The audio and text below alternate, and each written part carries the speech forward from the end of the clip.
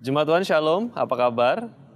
Setelah 1 minggu kita ditolong, diberkati oleh renungan yang disampaikan oleh klaster. Dan hari ini, minggu ini kita akan kembali menikmati firman Tuhan yang disampaikan oleh para hamba Tuhan, para pendeta di Gereja Kristen Nasrani Philadelphia.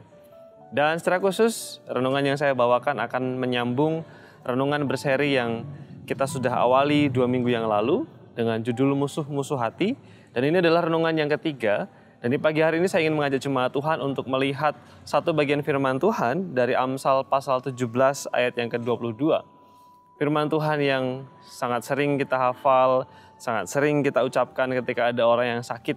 Firman Tuhan yang berkata, hati yang gembira adalah obat yang manjur, tetapi semangat yang patah mengeringkan tulang.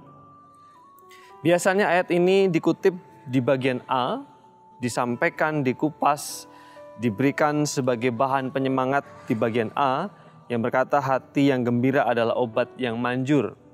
Tetapi yang tidak boleh dilupa ada bagian B yang juga sangat penting untuk kita cermati.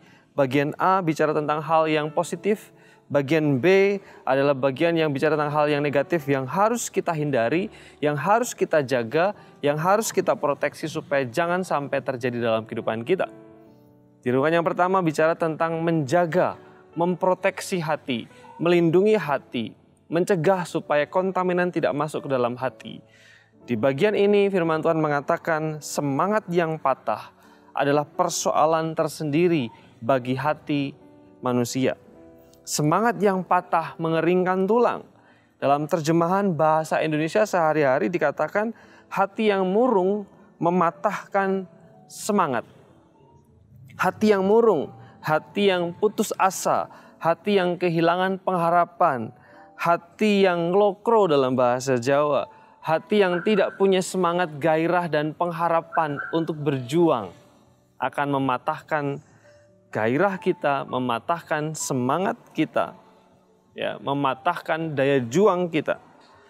Oleh karena itu, Bapak, Ibu, dan Saudara yang kasih dalam Tuhan, mari firman Tuhan di pagi hari ini mengajar kita untuk menjaga hati kita supaya kita tetap memiliki semangat, jangan sampai keputusasaan itu menerpa hati kita, mendominasi hati kita, menguasai hati kita sehingga kita tidak lagi memiliki semangat hidup.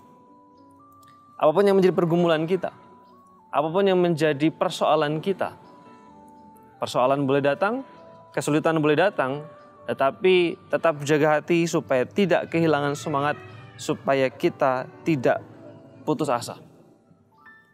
Di dalam bidang kesehatan ada yang disebut dengan gejala psikosomatis. Gejala psikosomatis adalah kejadian atau sebuah pengalaman yang dialami seseorang ketika seseorang secara psikologi mengalami tekanan, kemudian orang itu akan merasa dirinya sakit. Padahal kalau dilakukan pemeriksaan klinis, semua organ tubuh, semua fungsi hormonal berjalan dengan baik seperti orang sehat. Tetapi dia merasa sakit. Gejala seperti ini disebut dengan psikosomatis. Sakit yang ditimbulkan karena persoalan emosi, persoalan psikologi, sakit karena patah semangat, sakit karena kehilangan pengharapan, sakit karena ngelokro. Sekali lagi firman Tuhan katakan mari jaga hati supaya hati kita tetap optimis, tidak putus asa, bergembira, bersukacita. Biarlah firman Tuhan ini mewarnai kehidupan kita di dalam sepanjang kehidupan kita sehari ini. Minta tolong supaya Tuhan memberikan hati yang bersukacita, dilimpahi dengan damai sejahtera. Mari kita berdoa jemaat yang terkasih dalam Tuhan. Terima kasih mengucap syukur karena kami di pagi hari ini diberikan kesempatan untuk menikmati firman Tuhan. Kami diberikan kesempatan untuk merenungkan firman Tuhan yang mengajar kepada kami supaya hati kami diwarnai dengan semangat, optimisme, dan gairah. Terima kasih Tuhan. Apapun yang Tuhan izinkan menimpa kami, terjadi dalam kehidupan kami percaya ada damai sejahtera Tuhan yang membuat kami mampu menghadapinya. Dalam nama Yesus kami bersyukur dan berdoa. Amin.